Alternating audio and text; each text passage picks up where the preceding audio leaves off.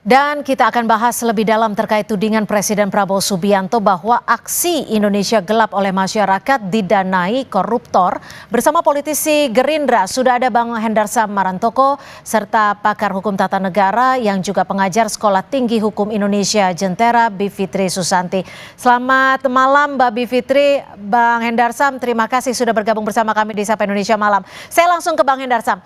Ini dari mana sih sebenarnya dasar pernyataan Pak Presiden itu, seberapa yakin sumber itu valid atau tidaknya?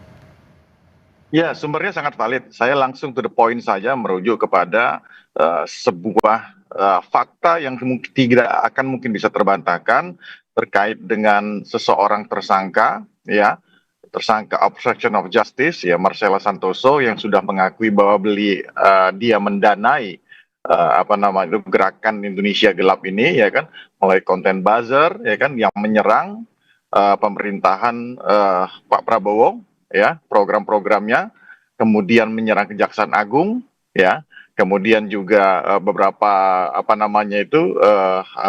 hal-hal yang bersifat pribadi tentang masalah Jaksa Agung, salah satunya hal tersebut. Dan ini kemudian, ya, tersangka ini tidak hanya dia, ada beberapa tersangka lain, termasuk dari insan media juga yang sudah dijadikan sebagai tersangka. Ini merupakan sebuah fakta yang tidak mungkin terbantahkan. Apa yang dilakukan, ya kan, demo baik itu melalui turun ke lapangan dan juga melalui platform digital, ya kan, itu tidak hidup di ruang hampa. So, yang kita ketahui, ya, kita juga aktivis, kita tahu bahwa hampir seluruh gerakan itu tidak bersifat juga organik. Ya, kami tangkap. Mbak Bivit, Anda juga menjadi salah satu pihak yang cukup lantang bersuara soal gerakan baik itu Indonesia Gelap dan juga bentuk-bentuk kritik terhadap pemerintah kala itu.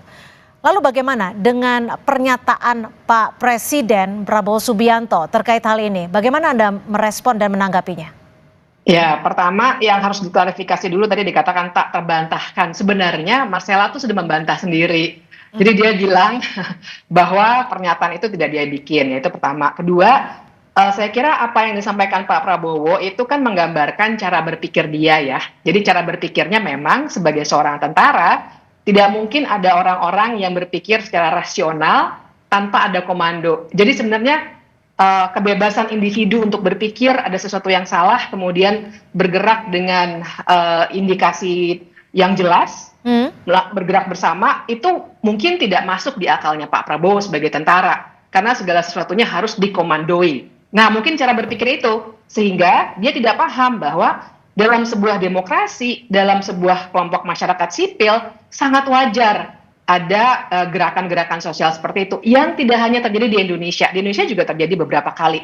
Tapi juga di luar negeri dengan Donald Trump di US banyak sekali, ya. Kemudian demonstrasi Palestina, apapun itu. Tapi memang ada pikiran-pikiran merdeka yang bisa melihat dengan akal sehat. Tidak perlu ada yang bayarin, bergerak untuk menolak sesuatu. Jadi kalau bisa disingkat, Anda ingin juga mengatakan bahwa pernyataan Pak Prabowo sudah menyalahi perspektif iklim demokrasi?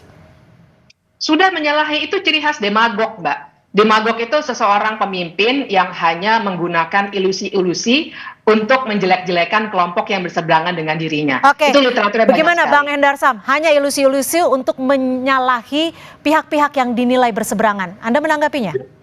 Ya, jadi yang pertama bahwa terkesan bahwa seorang Bivitri ini membela seorang Marcella Santoso, kan seperti itu. Oh, salah. Marcella soalnya sudah bilang sendiri. Ya, kan? Itu yang pertama, ya. Yang pertama. Yang kedua saya sampaikan bahwa tidak hanya Marcella Santoso, ada tersangka-tersangka lain, ya kan, terkait dengan apa yang sudah dilakukan oleh Marcella Santoso.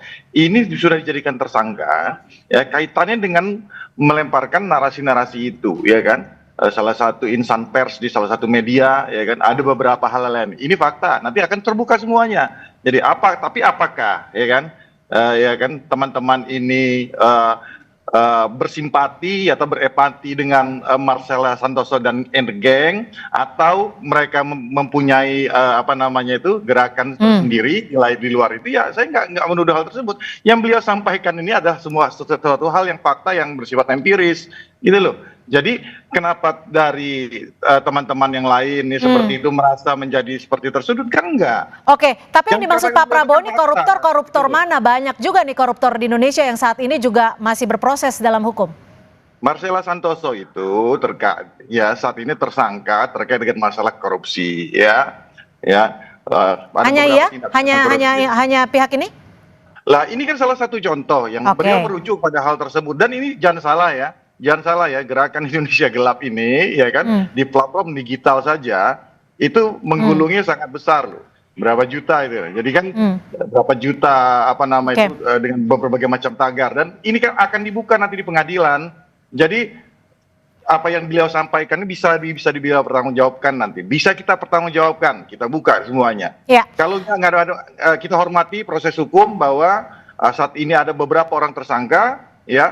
terkait dengan masalah narasi-narasi yang menjelekkan pemerintah ya kan, dan program-programnya, kemudian juga kejaksaan Ya. dan penegakan hukum. Baik. Saya ambil contoh gini, sorry, saya tambahin. Singkat. Salah satu hal yang paling mendasar itu bahwa ketika banyak dilakukannya penegakan hukum, memberantas korupsi dan lain sebagainya, kemudian timbullah narasi pesimisme gitu. Oke, kami Nah, ini tangkap. kan menjadi sesuatu Itu hal yang akan harusnya bisa optimis, dipertanggungjawabkan nanti. Kami tangkap Bang Hendar Sam. Iya, harus. Ya. Nah itu narasi-narasi seperti itu Oke. yang tidak baik. Ya. Ketika Pak Prabowo ingin membuat sebuah Ya. gerakan pemberantasan korupsi yang begitu besar, Oke, begitu Mbak masif, Bivit, kalau kita melihat dari Bang Hendar Sam bilang bisa nantinya dipertanggungjawabkan. Lalu apakah pernyataan Pak Presiden ini Anda bisa melihatnya sebagai abuse of influence terkait pihak ataupun elit, dalam hal ini adalah kepala negara, terhadap bentuk demokrasi, terhadap bentuk kritik dari masyarakat Indonesia? Ya, jadi kalau dalam bernalar ini namanya logical fallacy yang mengandalkan otoritas ya, atau juga bisa pakai istilah scapegoating gitu. Jadi memang menggunakan otoritasnya sebagai presiden untuk menyatakan hal-hal yang bisa membuat publik jadi percaya. Padahal coba perhatikan sebenarnya tidak ada argumennya. Pak Prabowo tadi kan ada cuplikannya ya, dia mimicking aja. Mimicking yelek gitu-gitu ya, dengan mimicking ngerti ya maksudnya ya. Jadi hanya menggunakan ekspresi buruk, tapi sebenarnya nggak ada argumennya.